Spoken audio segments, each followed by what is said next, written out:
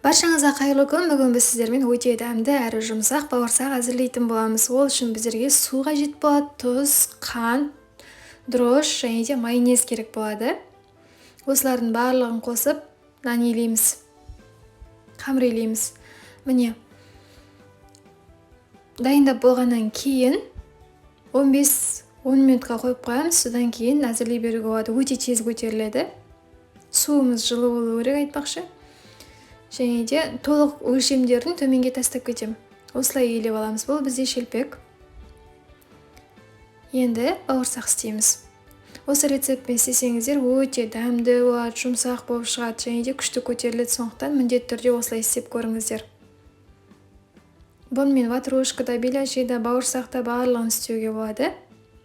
Міне мен мына қасықты қайдан алғанын айтпақшы, Инстаграмда актуальныйда тұр. Егер керек болса, сол жерден заказ беріп алыңыздар.